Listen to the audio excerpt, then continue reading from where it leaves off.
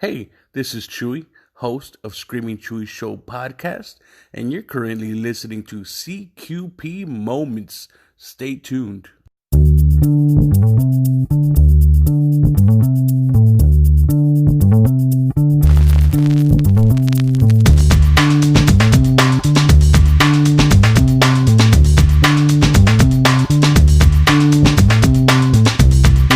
Hello, everyone, and welcome back to another episode of CQP Moments.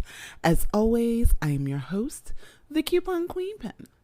Guys, there's another shortage, and we're going to talk about stream.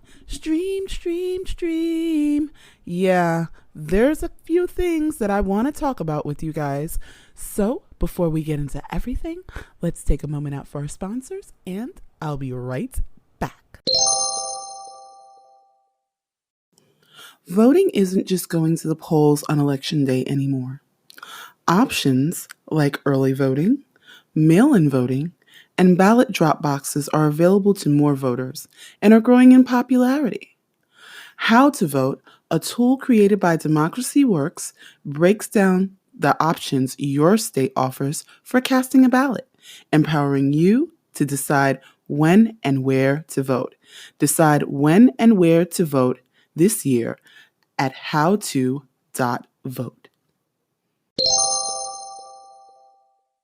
Where were you during the great toilet paper shortage of 2020?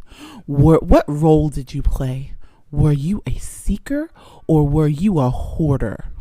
Were you trying to figure out where you can find one square? If your neighbor could spare a square, what were you doing? Were you going crazy? Were you just completely and totally ticked off that there was nothing on the shelf? Or were you rubbing your hands together like an evil mad genius because you knew you had a secret toilet paper stash? Yeah, I know. And the other question, where were you during the great meat shortage? Did you run and say, hey, you know what? Because they've bought out all the toilet paper, I'm going to get all the meat, and forced everyone towards plant-based options. Yes, I know. But guess what, guys? There's another shortage. Yes, another shortage.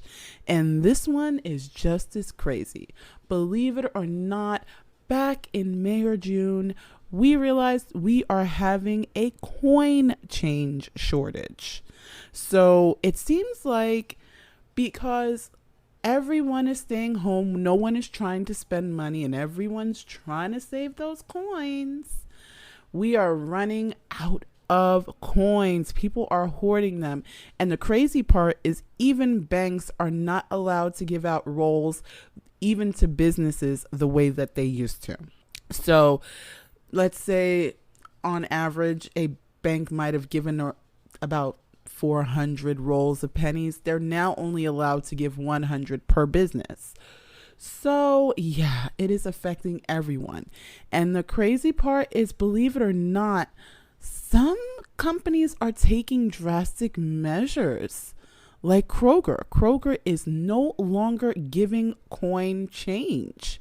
So if you cannot round it up to $1 or round it down to $1, which more than likely, guys, I'm only telling you this because I know it's going to affect some pockets, which means prices are going to change.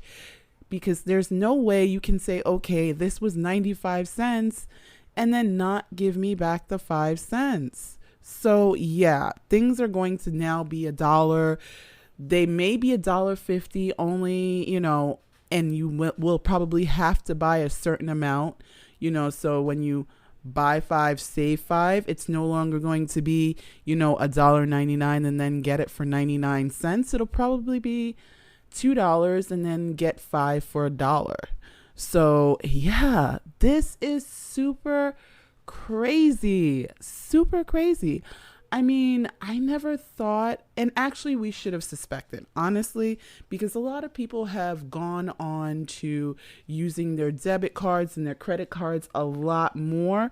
So a lot less people are using cash. And I mean, the dollar is king, but it's just a lot less people are using actual cash. And the people that are, it seems like now everyone's taking those coins and putting them in a jar and leaving them at home and not using them and saving them for that rainy day. So I don't know what anyone is going to do. We're going to see where this brings us in a few months, because actually the Mint is saying that, yeah, they will probably put more coins in circulation. They're probably going to have to make more, but this is a first in a long time. And the question is, are we following Canada? Because Canada actually got rid of their pennies. So are we following Canada and, following suit where we are no longer going to be printing stuff like pennies? But like I said, for right now, the Mint did say that they will be putting more coins into circulation. So don't worry, Kroger. Don't worry, shoppers. So far, it sounds like good news. We don't have to worry about it. But yeah, it was super crazy. It's like, another shortage. What now? But yeah. But okay, so believe it or not, guys, I haven't gotten a chance to check it out yet, but Peacock, NBC's streaming service, is now out. And the crazy thing is, they waited until the very last minute to tell us about their Peacock Premium. Yeah, something you have to pay for.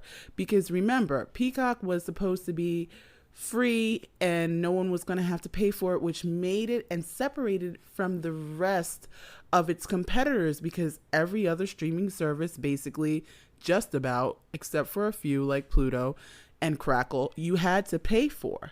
So this was what made NBC's app so different. But now we're finding out that yes, there is a premium version of this. One where you will have to pay approximately $5 a month to get some exclusive content. And if you are an Xfinity customer, it is completely free for you.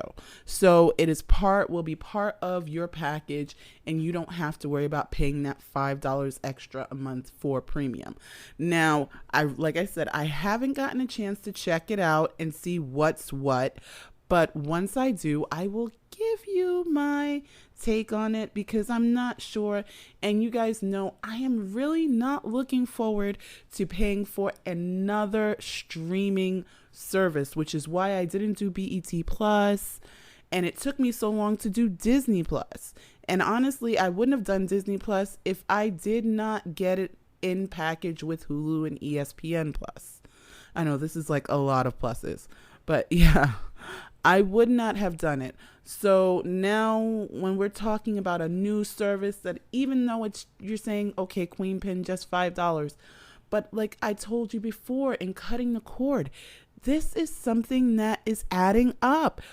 We were supposed to be doing less and paying less, but if you're adding up to $200 per month with internet and all your streaming services, at that point, you're starting to figure, why not have the cable service? Why not? I mean, crazy thing is, think about it this way. You have to pay a cable provider for the internet, but it's like, is it worth it if I'm going to spend another $150 in streaming services? So it's like, figure out what you're going to do and what works for your budget. But at that point, I say you might as well have a cable provider if you're going to pay $200 a month for every single service you have, the Netflix and the this one and the that one. So I am not convinced I want to pay another $5. But again, like I said, I haven't checked it out, and it may be worth it. It may be worth it to some people, but I feel we had kind of a bait and switch only because they told us that this was going to be free. It was going to be a free service. So if it's a free service, why is it all of a sudden we're paying for this? Why is it all of a sudden you have to